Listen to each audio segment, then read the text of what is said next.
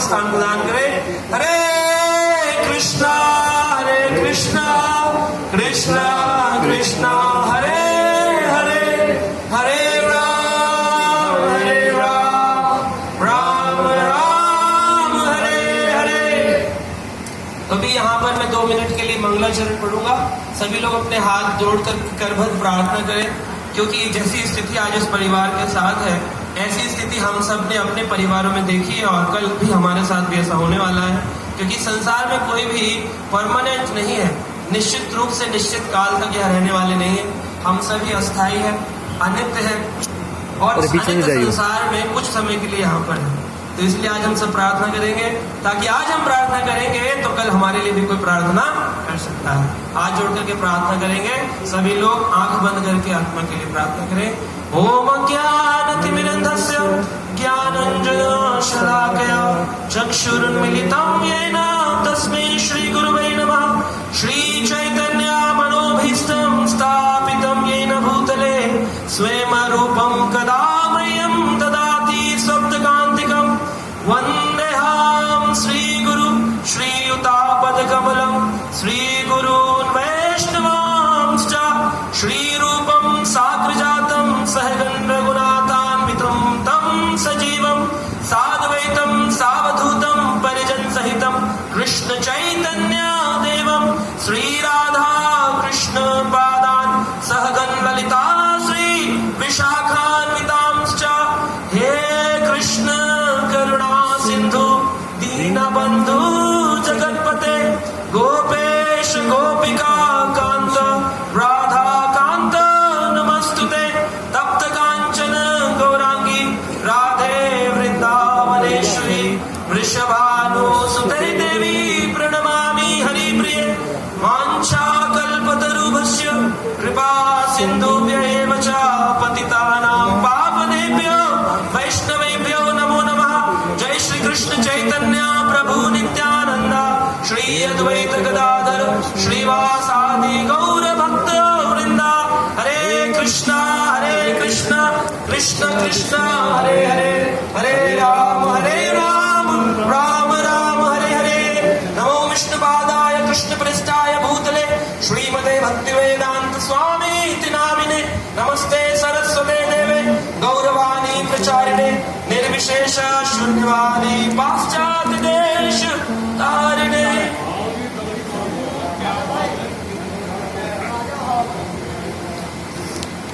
हरे कृष्णा हरे कृष्णा। तो पिछले कुछ समय से मैं शर्मा परिवार को जानता हूँ। हम इस्कॉन से हैं, द्वारका से, जहाँ पर एक मंदिर निर्माण हो रहा है सेक्टर 13 में। तो वहाँ पर हमारी मुलाकात पवन शर्मा जी से हुई, लक्ष्मण जी के सबसे छोटे पुत्र से। और उनके साथ हमारा ऐसा प्रेम का रिश्ता है कि जब खबर सुनी तो बहुत दुख हुआ। तो मैंने उसी दिन सोचा था कि एक आत्मा के लिए सबसे बड़ा, जिसे कहते हैं सहयोग, क्या होता है, उसके शरीर त्याग देने के बाद में उसके नाम के लिए भगवान के नाम का कीर्तन करना। तो यहाँ पर बहुत अच्छा आयोजन किया, प्रभु जी बहुत सुंदर कीर्तन कर रहे हैं यहाँ पर। तो भगवान के नाम का कीर्तन और साथ में भगवत गीता की कथा जरूर होनी चाहिए। अनेकों लोग मरने के बाद में अपने परिवारों में गरुड़ पुराण का पाठ कराते हैं या गीता का पाठ कराते हैं। सुना है आप लोगों ने गरुड़ पुराण का पाठ? तो गरुड़ पुराण का पाठ किसके लिए होता है? ये खाली एक नियम है या इसके पीछे कुछ ज्ञान है, इसके पीछे कोई ऐसी लॉजिक है जिसके कारण से ये चीज कार्य किया जाता है?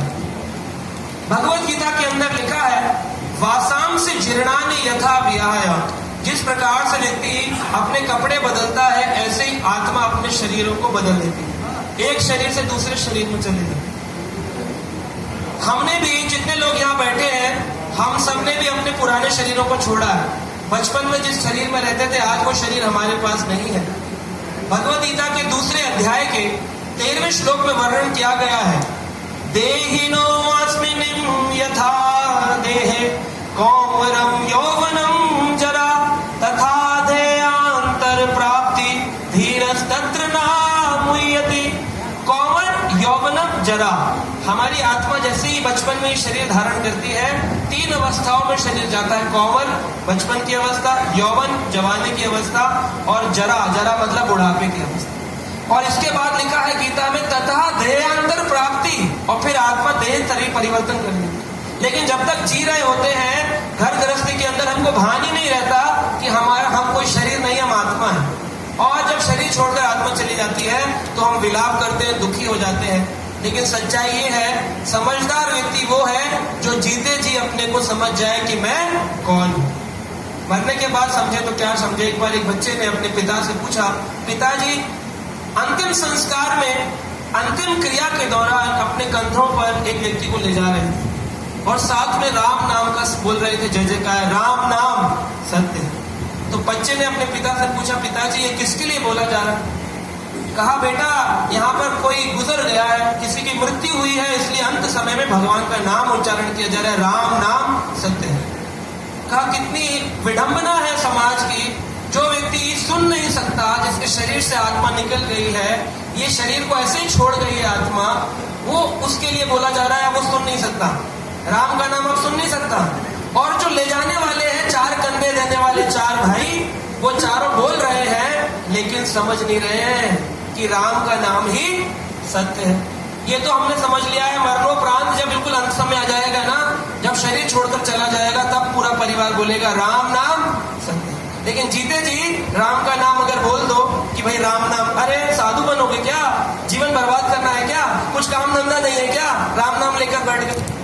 मरने के बाद जो सत्य हो जाता है, जीते जी वो असत्य क्यों हो जाता है, यही संसार का सबसे बड़ा दुख है।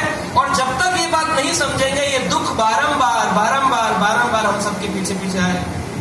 भगवान ने गीता के 9वें अध्याय के 33वें श्लोक में वर्णन किया है, अनित्यम सुखम लोकम इमं प्राप्या भजस्व माम। भगवान गीता में अर्जुन को कहते हैं, कृष्ण अनित्यम, ये संसार बनाया किसने? भगवान। भगवान ने इसका नाम रखा अनित्य। यहाँ पर कुछ भी नित्य नहीं। फिर भी जितने लोग हैं, हम सब बातचीत करेंगे, आजू बाजू में बातें करेंगे, फोन देखेंगे, भगवान की कथा होने पर भी कई ऐसे अनित्य है। यहाँ पर कुछ भी हमेशा रहने वाला नहीं है और हमें भी एक दिन हिंदुस्तान को छोड़ करके जाना पड़ेगा। और जब तक जी रहे हैं हम सुख की तलाश कर रहे हैं, लेकिन संसार का नाम है असुखम लोकम। अगर कोई समझ जाएगा अनित्य असुखम है, इमं प्राप्या, ये जानने के बाद में भजस्व माम, वो भगवान श्री हरि का भजन करेगा। हरे कृष्ण कृष्ण कृष्ण हरे हरे, हरे राम राम राम।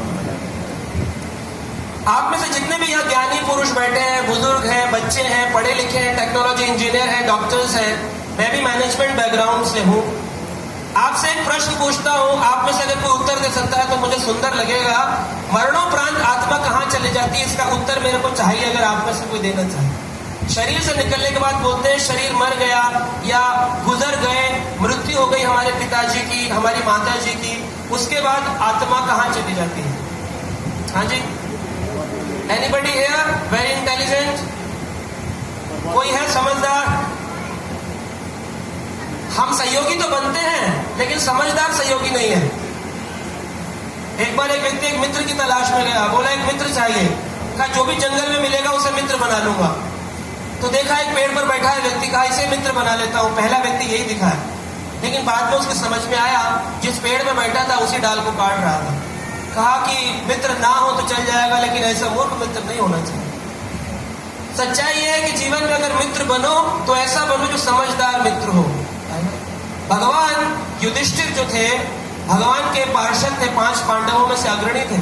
युधिष्ठिर भगवान के भाई जब वृंदावन में विहार कर रहे थे, अपने अज्ञातवास में थे, वनवास में थे 12 वर्षों के, तो वो गोवर्धन पर पहुंचे, कामावन, और वहां पर एक कुंड है जिसका नाम है यक्ष कुंड। वहां पर उनके भाई भीम आदि ने पानी पीने का प्रयास किया, तो वहां पर यक्ष ने कई प्रश्न पूछे, संसार की सच्चाई क्या है, संसार की सबसे बड़ी खुशी क्या है, संसार का सबसे बड़ा दुश्मन क्या है, लेकिन कोई भी उत्तर नहीं दे पाया। किसने उत्तर दिया? युधिष्ठिर महाराज। युधिष्ठिर महाराज ने उत्तर दिया। उनसे प्रश्न पूछा गया, एक प्रश्न का उत्तर दीजिए युधिष्ठिर जी, आपके चारों भाइयों को जीवित कर दूंगा। कहा क्या प्रश्न है? कहा इस संसार की सबसे आश्चर्यचकित वस्तु क्या है? What is the most surprising thing in this world? इस संसार में सबसे आश्चर्य करने वाली वस्तु क्या है? तो युधिष्ठिर जी ने उत्तर दिया था, निधनम पश्चिन अपि न पश्यते। दूसरों के मृत्यु कार्यक्रम में जाकर भी, दूसरों के शमशान अंतिम संस्कार में जाकर भी हमको लगता है हम कभी नहीं मरने। अगर ये समझ में आ जाए कि हम मरने वाले हैं, तो कौन सा व्यक्ति बैंक में पैसे डालेगा? बताइए। बोलेगा जी जब चला ही जाऊंगा तो पैसा किस काम आएगा? वो डालेगा क्या? कोई नहीं डालेगा। एक बार ऑस्ट्रेलिया से, विदेश से एक बहुत बड़ा साधु बनने के प्रयास में एक व्यक्ति हिंदुस्तान आया। जब हिंदुस्तान आया तो उसने कहा, मैंने सुना हिंदुस्तान के संत बड़े पहुंचे हुए होते हैं, उनका डायरेक्ट कनेक्शन भगवान के साथ और भगवान के महान भागवत भक्तों के साथ होता है। क्या आप मुझे, गाइड से बोला, ऐसे व्यक्ति से मिला सकते हैं जिसने भगवान को प्राप्त किया हो? तो उस ऑस्ट्रेलियन यात्री को लेकर के वृंदावन के एक साधु के पास पहुंचे।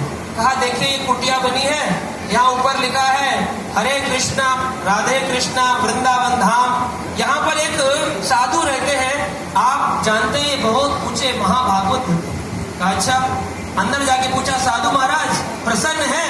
कहा अत्यधिक प्रसन्न हूँ, जीवन प्रफुल्लित है, आनंद में है। अच्छा एक प्रश्न बताइए, आप इतने आनंद में, लेकिन यहाँ तो पंखा नहीं है। बोले कि अच्छा, यहाँ तो एसी भी नहीं है, यहाँ तो फ्रिज भी नहीं है ठंडे पानी के लिए, भाई बंधु भी नहीं है, रिश्तेदार भी नहीं, परिवार भी नहीं, नौकरी भी नहीं, बैंक बैलेंस भी नहीं, अरे कैसे प्रसन्न हैं आप?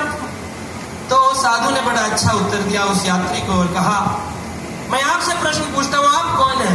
कहा मैं ऑस्ट्रेलिया से आने वाला एक यात्री हूँ। कहा आपका फ्रिज कहाँ है? कहा वो तो ऑस्ट्रेलिया। कहा आपका बेड कहाँ है? कहा वो तो ऑस्ट्रेलिया। कहा आपका एसी कहाँ है? कहा ऑस्ट्रेलिया। आपके भाई बंधु कहाँ? बोले ऑस्ट्रेलिया। बोले अपने साथ लेके क्यों नहीं चलते? कहा मैं तो यात्री हूँ ना। तो साधु ने कहा जैसे तुमको भान है कि तुम हिंदुस्तान की यात्रा पे हो, ऐसे ही मुझको भान है कि मैं इस शरीर की यात्रा पे हूँ, इसलिए कुछ लेने की जरूरत नहीं। जो कुछ भी है भगवान के धाम जाऊंगा ना, वो एसी भी लगा है, वो पंखा भी है, वो बेड भी, चिंता। लेकिन लोग इस बात को समझते नहीं। जिसको लूट लो खजाना भर लो, जैसे बाप बड़ा ना भैया, सबसे बड़ा रुपया। प्रभु जी बता रहे हैं बिल्कुल सही, रुपया सबसे बड़ा मित्र। और उसी फोकस में लोग चले जा रहे हैं। इतनी बड़ी कथा चल रही है, इसमें भी मैं देख पा रहा हूँ 2 भक्त बैठे आपस में बातें कर रहे हैं। ऐसा लग रहा है ताजमहल खरीदने की बातें कर रहे हैं, लेकिन बातें कर रहे हैं ताजमहल खरीदने की बातें चल रही है शायद। भगवान की कथा में भी you don't have a time, it means going to purchase Taj Mahal सून और कुतुब मीनार व्हाटएवर। सोचिए, वो बड़े बड़े भाग्यशाली कहते हैं। तुलसीदास जी ने अपने रामचरितमानस में कहा, हमारे पवन जी बड़े सुंदर राम जी के भक्त हैं, तो मुझे हमेशा इनको देख के राम जी की चौपाइयां याद आती हैं। कहते हैं, संत समागम हरि कथा तुलसी दुर्लभ दोए। संतों का समागम हो जाए, भगवान की कथा हो जाए, ये दुर्लभ है। सुत धारा और लक्ष्मी ये पापी के भी होए। सुत धारा, बच्चे, संतान, पुत्र आदि के लिए भजन करते हैं लोग। मंदिरों में जाते हैं, बोले अरे हम गए थे तीर्थ यात्रा में तो हमारा बड़ा वाला हो गया, फिर हम गए थे दूसरी 4 धाम यात्रा में तो छोटा वाला हो गया। अरे धाम यात्रा का वो बच्चे होना नहीं है। तो फिर पैसा आ गया घर में, दीपावली में लक्ष्मी जी का पूजन किया था तो हमारे घर में अभी संसार बढ़ गया है। बहुत सारे सिक्के हैं सोने के, पहले तिजोरी में 1 था, अभी 4 सोने के सिक्के हैं। पहले 1 बिस्कुट था, अभी 5 सोने के बिस्कुट है। ये भगवान की कृपा नहीं है। भगवान की 2 प्रकार की कृपा है, कपट कृपा और सत्य कृपा। कपट कृपा करके भगवान ने रावण को लंका दे दी सोने की और बाद में खुद ही आकर के मारा। और जब रावण को मारा गया तो पार्वती जी कहती हैं शिव जी से, आपका भक्त है प्रभु, रक्षा नहीं करेंगे? तो पार्वती जी को भोलेनाथ ऐसे कोनी मार के कहते हैं, ओ पार्वती चुप रहो, बोलो मत। बोले देखिए, रामचंद्र जी का तीर चालू हो गया है, भगवान राम के आगे मारा जाएगा। पूरा जीवन जल चढ़ाता रहा, ओम नमः शिवाय बोलता रहा, बचाइए। सोमवार के व्रत कर रहा था। बोले अरे मैं बचा लेता इसको, लेकिन इसने उसी से पंगा ले लिया जो सबको बचाने वाला है, राम। उन्हीं से पंगा ले लिया तो इसको कौन बचाएगा? पार्वती को बोले चुप रहो और तुम भी भजन करो और मुझे भी भजन करने दो। हरे कृष्णा कृष्ण कृष्ण हरे हरे, हरे राम राम राम। तो भगवान की सच्ची कृपा क्या है? संत समागम, भक्तों का समागम हो जाए, जैसे यहाँ हो गया, और हरि कथा हो जाए। ये दुर्लभ है। आपको बहुत साधु मिलेंगे उल जलूल बातें बोलते हुए, वो अपने मन की बातें बोलते हैं। लेकिन मैं जो बोल रहा हूँ उससे पहले मैं आपको क्या बता रहा हूँ, भगवत गीता के 2 अध्याय के 13वें श्लोक में लिखा है, भगवत गीता के 9वें अध्याय के 33वें श्लोक में लिखा है। मैं आपको पुष्टि करा रहा हूँ, जाइए पढ़िए शास्त्र को। साधु को जज करना है कि साधु सही है या गलत, शास्त्र के बेसिस पे आप जज कर सकते हैं, on the basis of the scriptures, शास्त्र को। लेकिन आप किसी साधु बोले देखो जी पूजा पाठ करो, अच्छा बर्ताव करो, सबसे अच्छे बने रहो, ये जनरल बात है, ये साधुपना नहीं है, ये भक्ति नहीं है, ये भजन नहीं है। भजन करने के लिए मतलब है कलयुग में खाली भगवान के नाम का जप, कलयुग में भगवान के नाम के कीर्तन के अलावा हमारी मुक्ति का और कोई साधन नहीं है। सोच लीजिए अगर कल हमारा भी अंत समय आ गया तो हम क्या कहेंगे? 2 मिनट रुकिए यमराज, थोड़ा भजन कर लो। मृत्यु बताकर नहीं आती है, उस स्थान पे पहुंच जाती है जिसको मृत्यु आनी है। आप न आए ताए को ताए तहां ले जाए, वहां मृत्यु उसके मुंह में ले जाए। लोग केदारनाथ गए दर्शन करने शिव जी के, वहां से बाढ़ ऐसी आई 2 मिनट के अंदर सारे लोग बह गए, मृत्यु आ गई। मृत्यु बड़ी दर्दनाक है। गरुड़ पुराण में लिखा है जब मृत्यु आती है, एक बिच्छू काटे जितना दर्द होता है, ऐसे 80,000 बिच्छू एक जगह डंक मारे इतना दर्द होता है मृत्यु में। इतना सरल नहीं है। और ये आत्मा जो हमारी, हम कहते हैं आत्मा को शांति समझना पड़ेगा। आज इस दिन पे ऐसा दिन जो होता है जिस दिन हमारे पूर्वज, हमारे पितृ जब इस शरीर को छोड़कर जाते हैं, उस दिन तो कम से कम हमें चिंतन करना चाहिए कि वो हमारे लिए कितने ज्ञान की धरोहर छोड़ के गए। ये जो आत्मा है, कहते हैं 9 द्वारों का पिंजरा, रहता पंछी कौन। 9 द्वार हैं, 2 आंखें, 2 नथुने, 2 कान, 1 मुंह और 2 नीचे के स्थान। इन 9 द्वारों से ही आत्मा बाहर निकलती है। अगर कोई अपने मृत्यु के अंत में मूत्र विसर्जन कर दे तो समझा जाता है आत्मा मूत्र स्थान से निकल गई। अगर मल त्याग दे तो माना जाता है कि आत्मा मल के स्थान से निकल गई। अगर किसी की जीभ बाहर आ जाए तो माना जाता है कि उसके मुख के स्थान से निकल गई। किसी का नाक से मैल बाहर आ जाए तो नाक के स्थान, आंख बाहर आ जाए तो आंख, कान से बाहर आ जाए तो कान। और कोई बड़े बड़े साधु संत होते हैं, ऋषि मुनि, जिनके ब्रह्म रंग से 10वें द्वार से फोड़ करके आत्मा बाहर निकलती है। ऐसा विरला ही कोई होता है। अधिकतर लोगों को यमराज के यमदूतों को देखकर इतना भय लगता है कि उनका मलमूत्र निकल जाता है। इसका मतलब अधिकतर लोगों की आत्मा नीचे के द्वार से। भगवत गीता में कहा गया है, अगर कोई व्यक्ति ने नीचे के द्वार से अगर निकाला तो इसका मतलब उसका तमोगुण में उसका उत्पत्ति होगी, अगला जीवन तमोगुणी जीवन।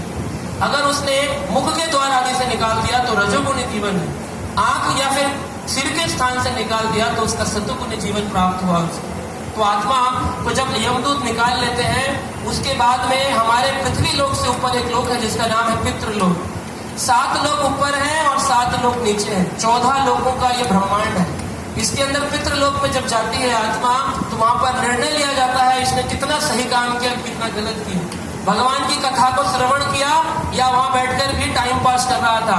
एक एक चीज, जैसे सीसीटीवी कैमरा होता है वैसे ही आपके हृदय में हृदय देशे अर्जुन दृष्टाति, भगवान ने हृदय में ही पेन ड्राइव लगा रखा है। चेक कर रहा है कौन कौन व्यक्ति मेरे प्रति शरणागत है या फिर खाया कमाया घुमा फिरा मौज मस्ती करके मर गया।